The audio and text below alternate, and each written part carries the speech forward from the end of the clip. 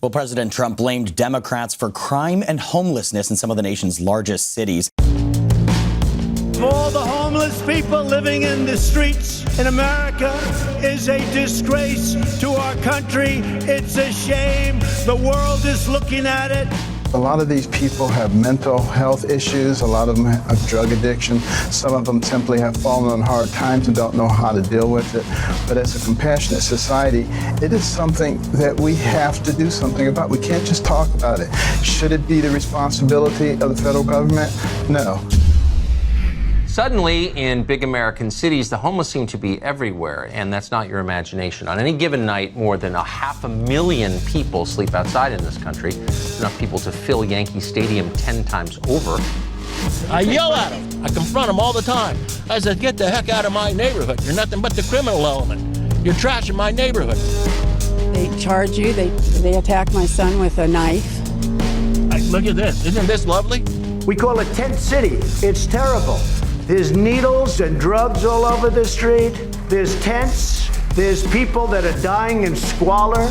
You happen to see what the Democrats have allowed to happen. The Washington Post reported last month Trump ordered the White House officials to launch this effort and that his administration is considering actions like destroying homeless encampments. Yet again, this is bravado for Trump's base with no interest in the actual policy experts' recommendations to solve an issue.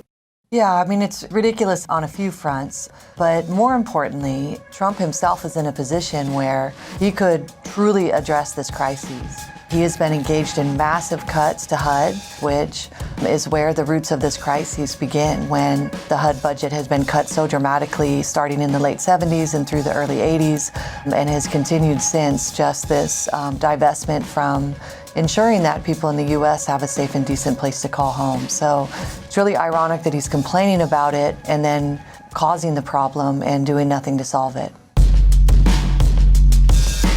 This is a federal responsibility to ensure that people in the United States have a decent place to live that they can afford.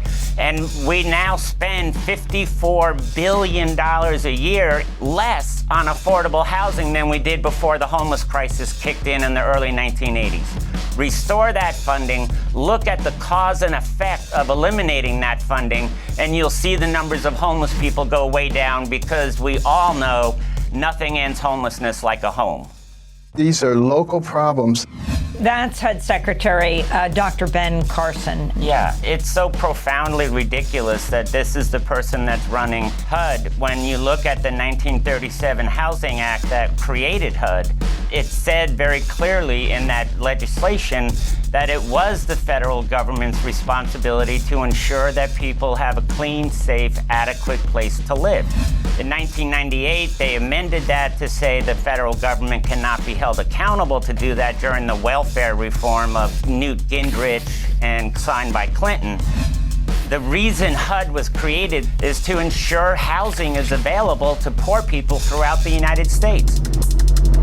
And according to the U.S. Department of Housing and Urban Development's annual homeless assessment report in 2017, there were around 554,000 homeless people in America, or 0.17% of the population. Over the last 2 years, even as the economy has grown, the homeless population has grown with it, in fact, outstripped its growth. Who are these people, these hundreds of thousands of people, and how did they get there, and why, and what are we doing about it? What is this anyway? So why do people end up as homeless?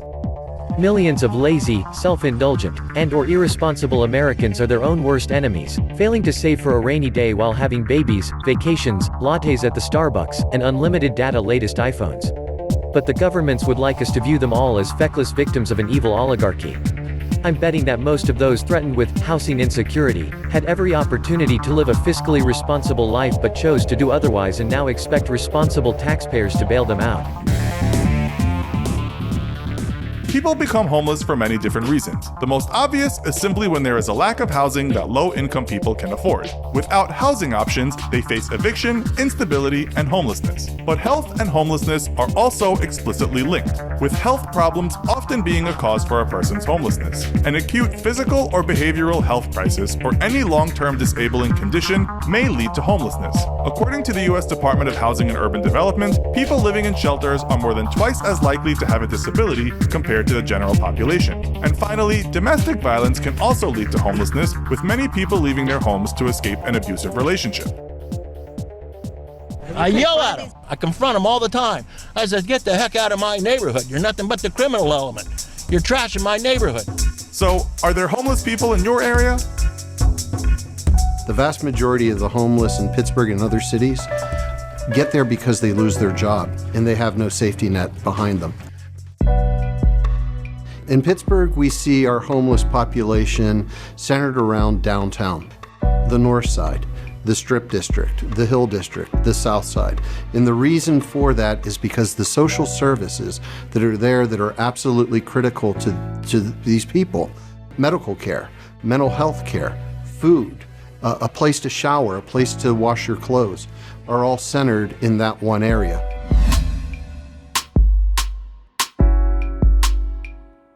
So the Cornerstone of Beaver County is an independent nonprofit house here in Beaver Falls, but serving all of Beaver County, that serves individuals and families, including veterans, who are homeless or at risk of becoming homeless. So it's our mission to end homelessness. Our hope is that no one spends a night on the streets. What is the homeless population in Beaver County? Well, it's interesting in Beaver County because as you go to other cities, even downtown Pittsburgh, the homeless population is visible.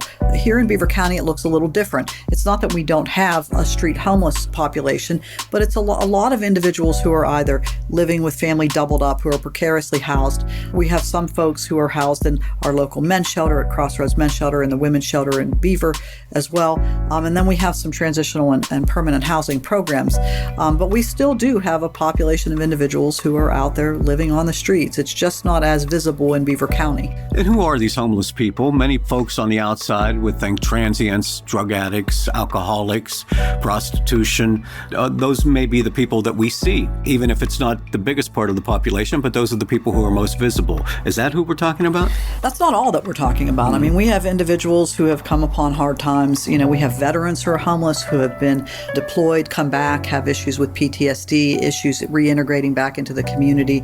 We see elderly individuals. We see single moms. Right now is a community in transition, and it's putting folks in a position where they can't afford to access housing in the community. So we're seeing increased numbers of individuals who are just struggling to make ends meet in Beaver County.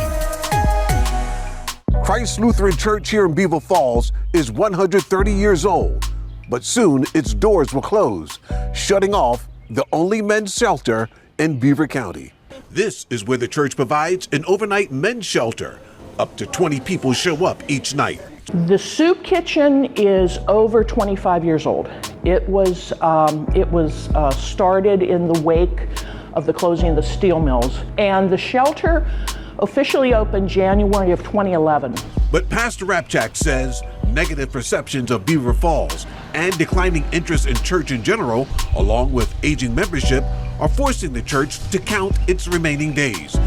Unless there's a miracle of some sort, when this church closes, the shelter may close too.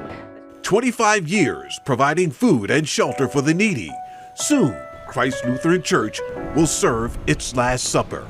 In Beaver County. I was in between jobs. I was having some great financial difficulties in my life. I was staying with my uncle at the time. He got sick from cancer and he died. I had a fallout with my family over the legal issues concerning my uncle's estate and his money and inheritance and things of that nature. And I was living in Beaver Falls at the time in Chippewa. And I found myself all of a sudden rather quickly, usually homelessness is a process. For most people it is. In my case, it was immediate. So I decided to hop a bus and go to Pittsburgh. And here I found myself in a real bad situation, a real dangerous situation. The first night I was in Pittsburgh, I slept outside, and it was a single-digit temperature. I only had a coat on. So here it is. I didn't sleep much. New Year's Eve, and I'm homeless in Pittsburgh. I just spent the coldest night of my fucking life in this city in single-digit temperatures sleeping last night. And this city does nothing, and I mean absolutely nothing, for homeless people. There was no shelters open, there was no churches open. All this was shut down, had to sit out in the cold. I spent the night at an undisclosed location. I'm not gonna tell you. You know how fucking cold it is in this city at night? Do you have any clue? Have you ever slept outdoors? In steel and concrete and glass? Have you? The following night, I found myself walking around in the city, and I had no clue where shelters were. I did not know where to go. I walked up to a police officer, and I said to him, "Sir," I said, "I'm in a bad situation right now." I said, "I'm homeless. I don't know where to go." And he just looked at me, he was kind of stunned. I guess somebody had never come up to him before and, asked him where a person like myself could find shelter. It turns out I was right near one. It was right there down on Smithfield Street. It was a church. And I went there. And to my dismay and utter shock when I entered that building, and when I walked into this room, there was nothing but mats on the floor, no pillows, and just a little blanket that they gave you. But that wasn't what was so shocking. What was so shocking was the smell in that place. It reeked of urine, vomit, feces. It was just disgusting. I still have that in my head. I could never get over that smell. There were people in there that looked like they hadn't bathed for weeks and days. There were people in there intoxicated. They were high on drugs. It was a catastrophic experience, to say the least. Sat there on that mat, and I began to try to mentally process my situation. I just not, it was really scary thing at first. It took me a while to realize this is it. You really are in this situation right now. Blue days fill my heart with sorrow. I just wonder sometimes if I should just turn loose and try to get out. It's working on me psychologically like you wouldn't believe. I'll tell you a story. I'm gonna go sit over here. Today, I met a homeless man, and I was telling him about my situation. He had been out in the streets a couple years already, and he said, "Look," he said, "I'll tell you something. You've got to put your pride aside if you want to survive out here." And he said, "You've got to be nice to other folks who are in the situation that you're in." Now, of course, I knew what he meant by that, but in my situation right now, I can't really give things away. I have a little bit of money on me, but that's just to, buy coffee and warm up and whatnot. And this is hard. Do you know what he did for me? He gave me some hand warmers, and he gave me a granola bar. And all these people that walk around that have jobs, and they just look at you like you're a piece of dirt. And people who have absolutely nothing will give you the shirt off their back. What has happened to humanity? What has happened? People who have nothing were willing to share with me what little they had, so I wouldn't go hungry, and so I wouldn't stay cold. The man didn't even know me.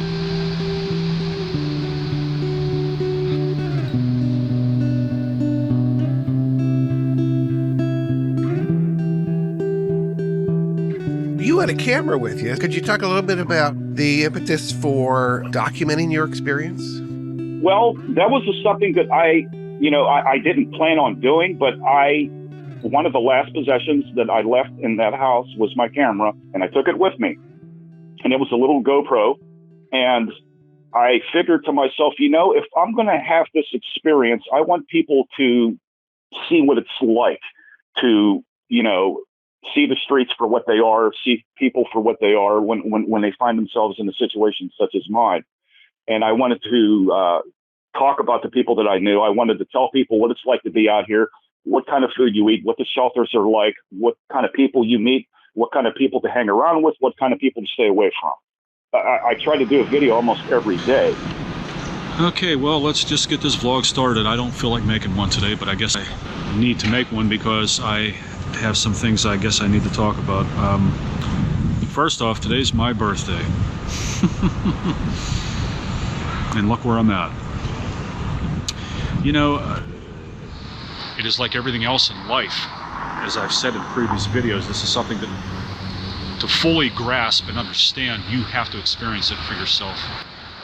My reflections, as I'm going to call those videos, somewhat dark, somewhat pessimistic, if you will. And when I try to extrapolate something that's positive, it takes me a while to generate that. But be that as it may, I'm going to close this video off. The church bells are calling me. I'm going to go down there and say a prayer and light a candle for my fellow homeless people and my fellow recovering addicts and my fellow poor folk and several other people that I hold in high regard. So with that said, I will talk to you guys at another time, and the next video, hopefully I will have better material for you and a better attitude. I do apologize, but today is my birthday. It's not a good day, and I'm going to go and try to stay warm the rest of the day. Y'all have a good evening. Peace. You know, sometimes in those videos, I make comments that are, you know, frightening or cold. I wanted to also tell people that there's a light at the end of this tunnel, that no matter what kind of situation you find yourself in, you are strong enough to get out of it. And there is hope, and there is a lot of help, and people are there to help you. Off the top of my head, there's probably at least 4 people that I can think of right now at this moment that if it wasn't for them, I would have never made it out of that city alive. It would have never happened. I couldn't have existed without people's charity. Charity to me means this is a gift that we're bestowing upon you in the hopes that you can pick yourself up. At some point, you arrive at the conclusion when you're in this situation. At the end of the day, the only person that's going to get you out of this is you. You have all the help that you need. You have the resources. There are people there who can help you find jobs. In some cases, there are even people who can put you through a trade school if you make the right, proper connections with people. At the end of the day, you're the shining light. You're the one who has to pull yourself out of this. You're the one who has to say, hey, look, I don't want to be like this forever. Eventually, I want to get back into society. I want to get back into having a job. I want to get back into having a career. And I want to make something of myself. I don't have to have this define me. And it doesn't. If anything, it makes you stronger. Looking at it from that angle, to me, that's what charity was. Charity put me back on my feet. And that's important. Hope's a great thing. It's probably the best of things. There's no better word for a homeless person than hope, because if you don't have hope, what do you have? If you don't hope for anything, you're never going to get out of your situation. You're always going to find yourself in that dark corner with no light. You have to have hope. Hope is everything. If you don't hope in something, your situation's never going to change. It's just going to get darker. I've seen kindness from all angles. And like I said, the people that were cooking for me, the people that gave me clothes, I can't begin to tell you how many people express so much kindness. There's lots of kindness out there. And if you are around it enough, that also puts hope in place, puts charity in place, and it gets all connected.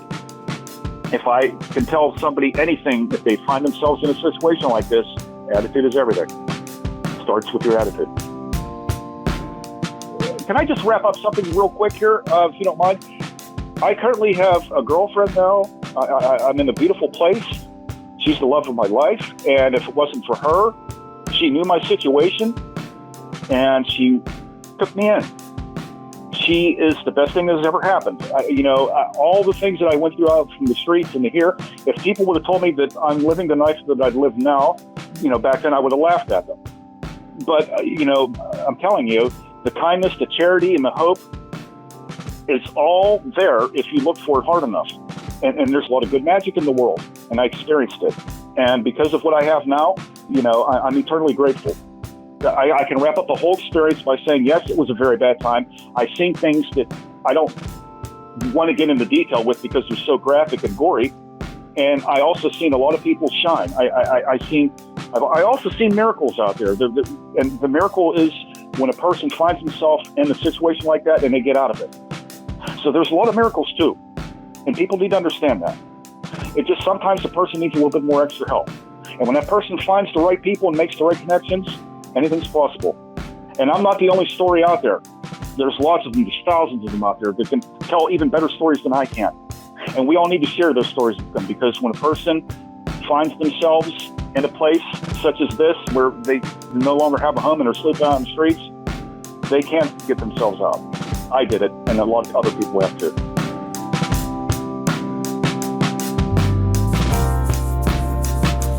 We are the people who want to make a difference.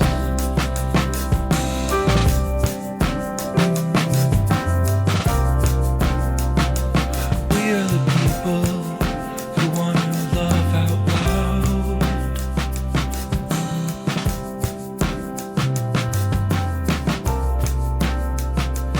We are the people